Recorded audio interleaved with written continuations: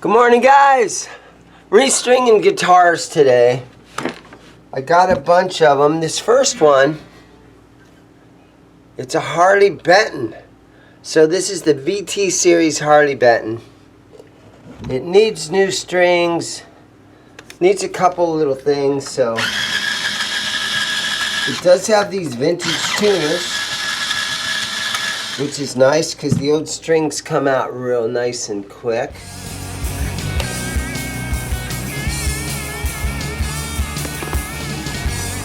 I love these kind of tuners because it really does make string change outs quick and easy.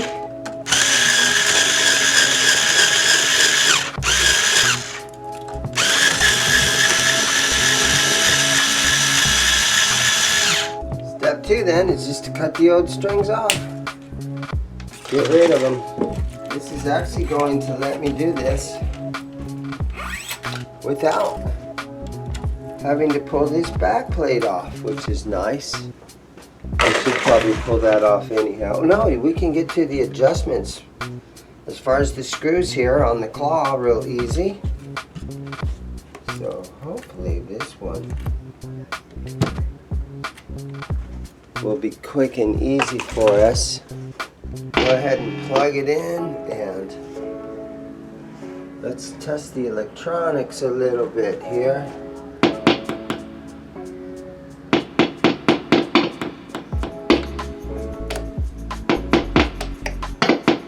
Just tapping on the pickups and they seem to be working nicely, which is good. Harley Benton guitars. Now they're one of these new brands that hasn't been out very long, but they worked hard on getting their name out there. Every guy that was doing YouTube videos had a Harley Benton that was given to them, or they ended up getting them one way or another. For a younger company here in America, I mean, I just started hearing about Harley Benton guitars literally probably only about 3 or 4 years ago, and now they're everywhere. So they worked hard, they campaigned hard to get the name Harley Benton out there in the world, and they've been able to pull that off now. It's a pretty huge brand, pretty popular guitar brand, and they claim to be like the cheapest guitar brand out in the world, and now they're getting to be priced more accordingly. You know what I'm saying? They're not, $119 shipped to your house anymore. But the Harley Benton, it's kind of a cool brand, and they're out of Toman in Europe. Toman is like the Sweetwater of Europe. Okay, so we got a little bit of lemon oil on there.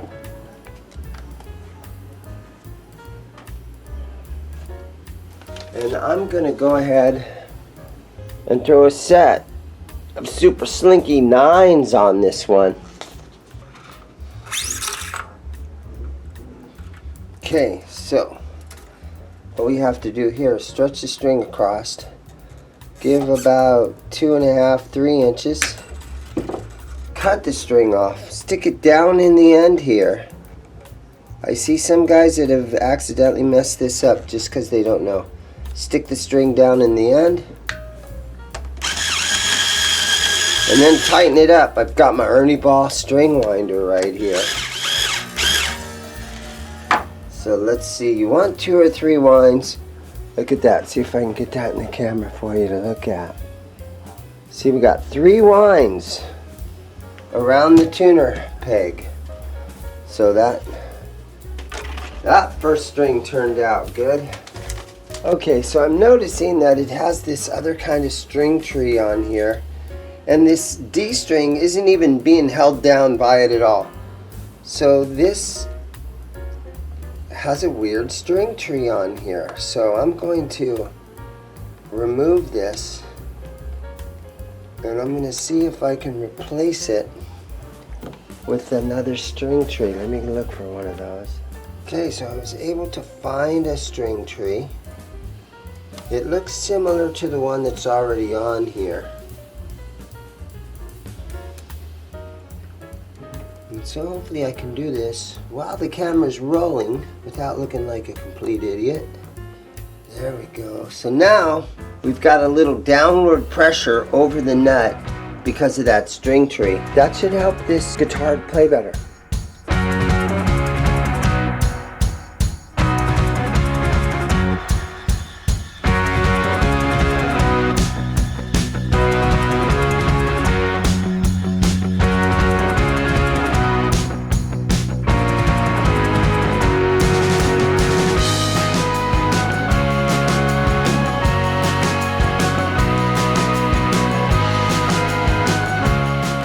Okay, so I'm sitting here and I'm gonna play the guitar a little tiny bit. Kind of just make sure everything's working properly.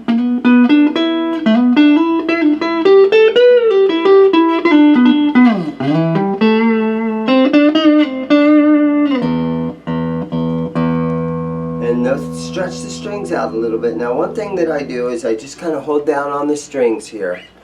And then I tug on them just a little bit. Now that'll stretch the string out. So that string was showing that it was perfectly tuned on my low E string. And now after stretching it that much, it's showing me that it's half step down. So that's how far I was able to just stretch that string in that short period of time. Okay, so there we go.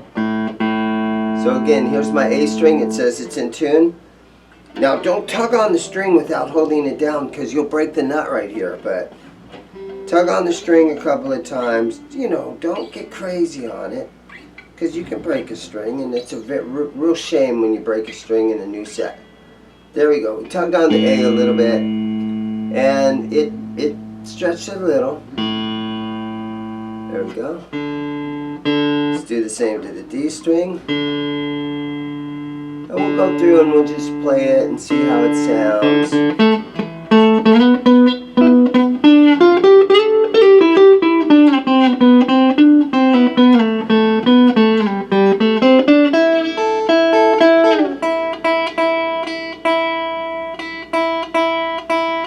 Another thing that I do is I kind of stretch it behind the nut a couple of times too. Because that string there, you know, it stretches too, and that tightens it up around the tuner peg.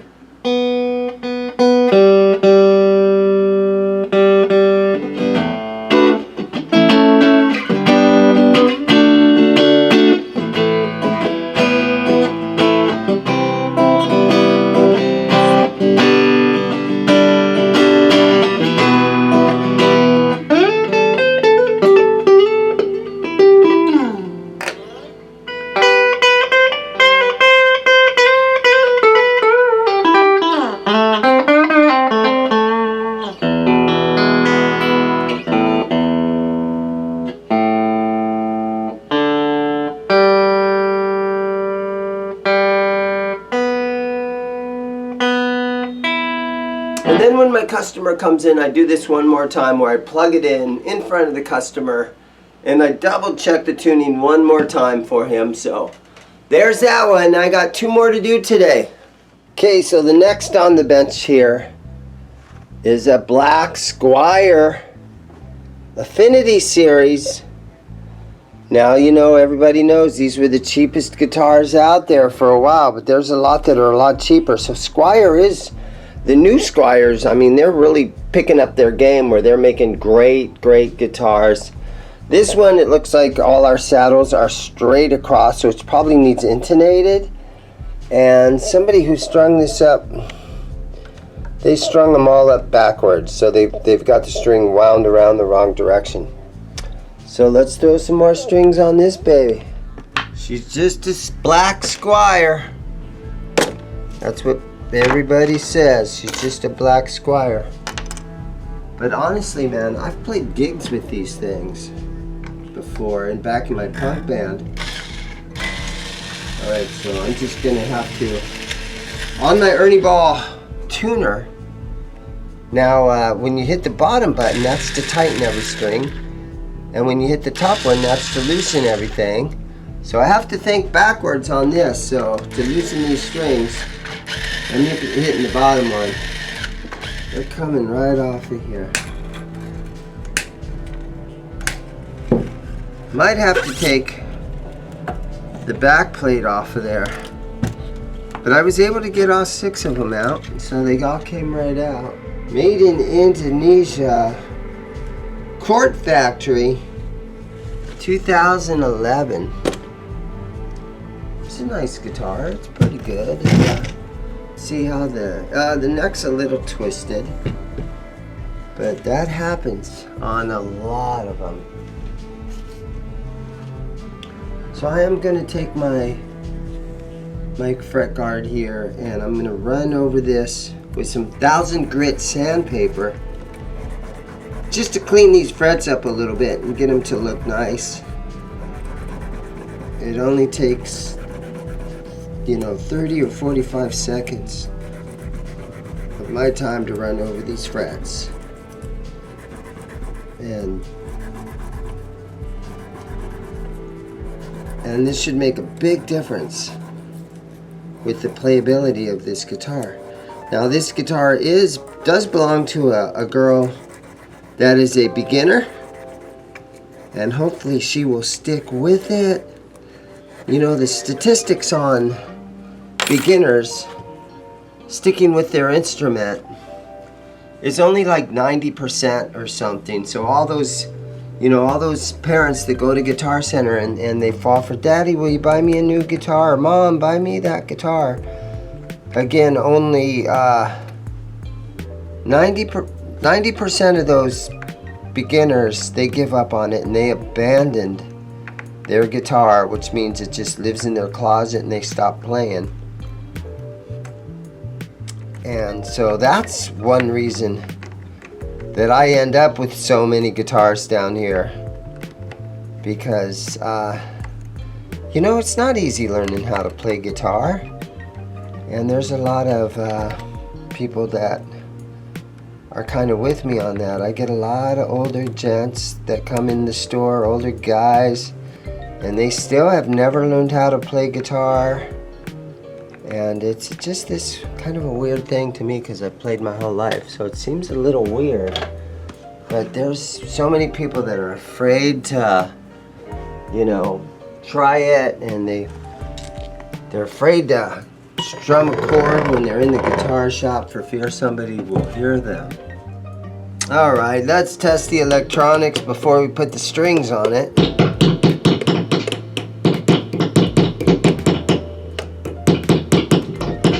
Good, and I just tap on it with a piece of metal. Right now I have a little Allen wrench. And so what this tone control, in this middle position,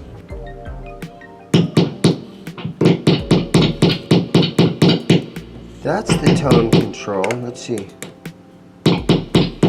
Yeah, up in the neck position, this is your tone. And then let's see down here. And this is, sometimes they're bypassed. Let's try middle. Okay, yeah.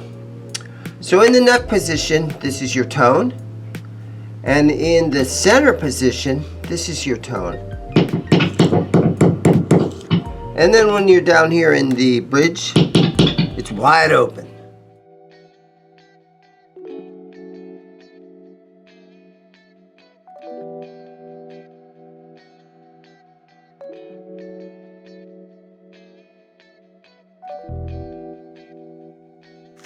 Today's strings are Ernie Ball 9s, super slinkies. It's what I always put on Stratocaster stuff. Catch you later, Dean. All right, now have a good day, man. Yep. Thank you for buying those headphones. So I just sold some headphones. And I don't usually get too much. My guitar shop, I stick with guitars, amps, and pedals. And so very rarely do I take in a PA system or something. almost never do I get rack mountain gear or any sort of recording anything. I want to stick, I'm in 1,800 square foot, and I'm not going to pack this place full of anything except guitars and cool amps and good pedals, because you know, I don't want to fill my store full of old used stuff. It is a buy, sell, and trade store, but the last thing I want to do is fill this store up with old, useless, outdated equipment that nobody wants anymore. Old PV, you know, PA speakers, right? Stuff like that. Old Behringer mixing boards. I mean, these all served a purpose and they were all good equipment back in the day. But it's 2022 and I can't sell an old PV amp. And I can't sell an old school, you know, Yamaha mixing board or some old PV SP1s. You remember them big giant things? So I stick to it with guitars, amps, and pedals. And then of course all the guitar accessories that you can get my hands on. Strings and straps and picks and capos and all that kind of stuff. I do have some a random supply of used pickups and stuff like that. They get traded in or people sell me through trades. So I do have you know, some random old Seymour Duncans and stuff like that.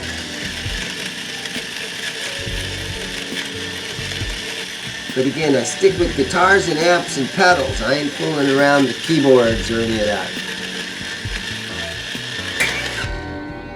And sometimes people call me and they're like, do you have reeds for a saxophone? I'm like, nope. Or they'll call me and they'll say, hey, do you have, you know, cables to go from a RCA to a... Nope, don't have those.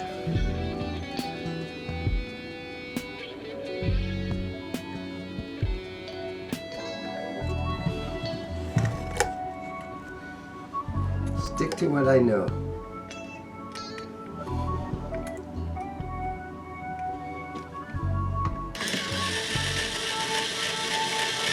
Because my theory is if I buy too much old equipment that's never going to sell, I don't know what I'll ever do with it. You'll have to take that stuff to the grave. Yeah, you'll have to take that stuff to the grave. Because you can't sell that stuff. There was a cool guitar shop in Venice. On Venice Boulevard out in California that I visited. And it's out of business now. But it was called Time Warp. I think it was called Time Warp. And they had old amps and old PA gear. And their guitar selection was pretty good. But they just had that place so packed full of old studio, you know, gear, and you know, sometimes it's fun to get a collection of old rack mount gear together.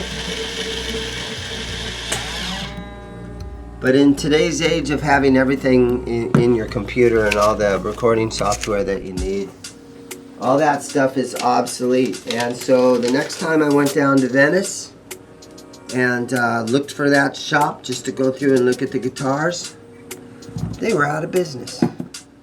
And unfortunately, I don't think old recording gear and old gear is going to make a comeback like vinyl records have.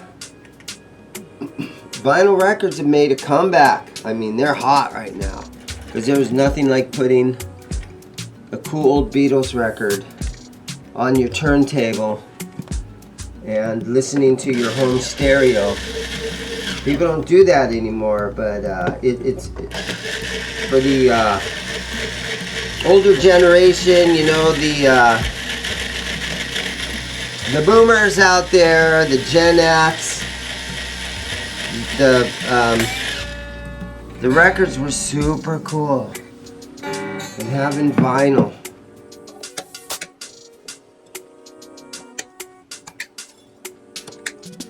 So the trick to this is just make sure that you have the right Allen wrench to put in there, because it's easy to put the wrong wrench in there and then sort of strip this out. So let's just tighten that a little bit. We'll snug it a little bit right there.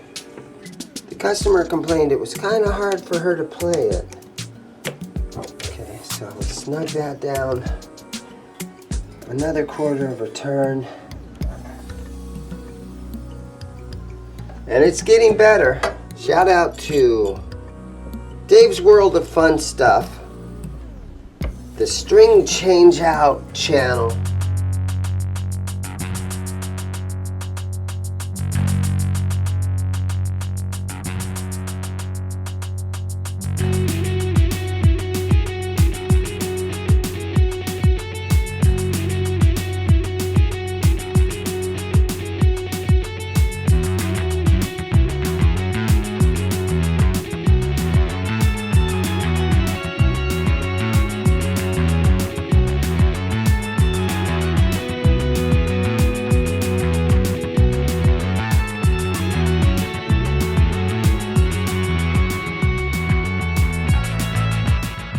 Okay guys, so again, what I do is after I do a little string change out, I stretch these strings out a little bit. Alright, there's 2 of them this morning. Got 1 more to do. Okay, so the third one that I'm going to take a look at this morning is a 5-string bass. And I'm going to pronounce that at Lakland. So what it's doing here is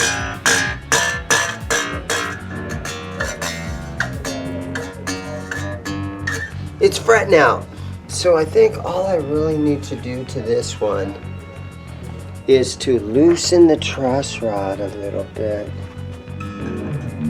Okay, so now righty-tighty, lefty-loosey, alright? So to tighten the truss rod and get the neck to bow down back this way, you want to tighten it. I want to loosen it, so I'm going to go. There we go, we'll take it that far. You know what? This one is for sale. This is one of mine. It's got the Bartolini pickups. Really nice bass. It's in, you know, it's got a couple little scratches here and there. On the back, it does have hip shot tuners, made in Korea. And again, I'm going to pronounce that Lakland Skyline series. And I think that little adjustment's all I have to do to this one. It's good to go. So now I'm just going to tune this thing up, and it's a 5-string. So your lowest string is your B string. And now with these snark tuners, I love these things. The greatest invention for guitar players in the last 20 years are these snark tuners. But a lot of times they have a hard time picking up a bass guitar. So what I do is you hit the harmonic at the 12th fret, and that tuner instantly sees that.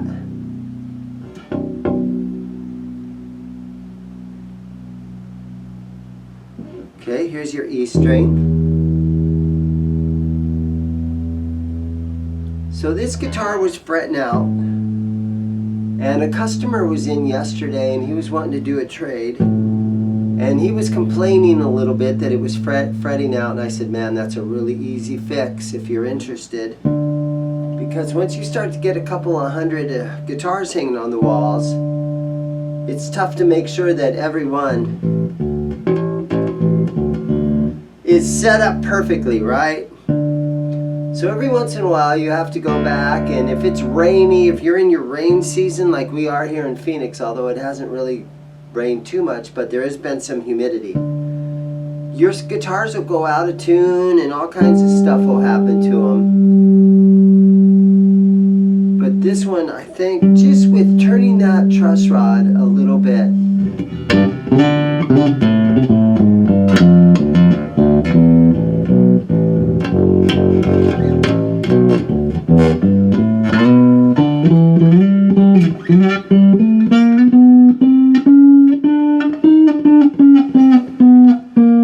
It made a big difference.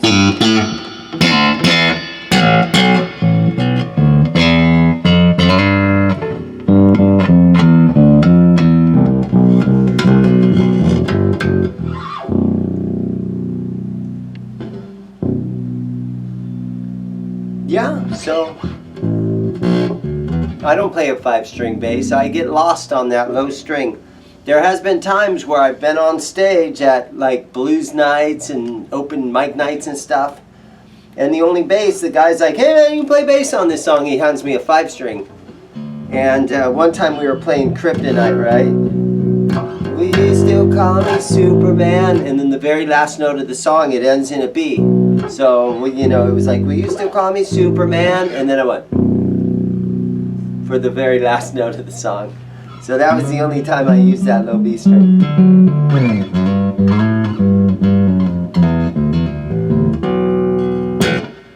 So there you guys have it.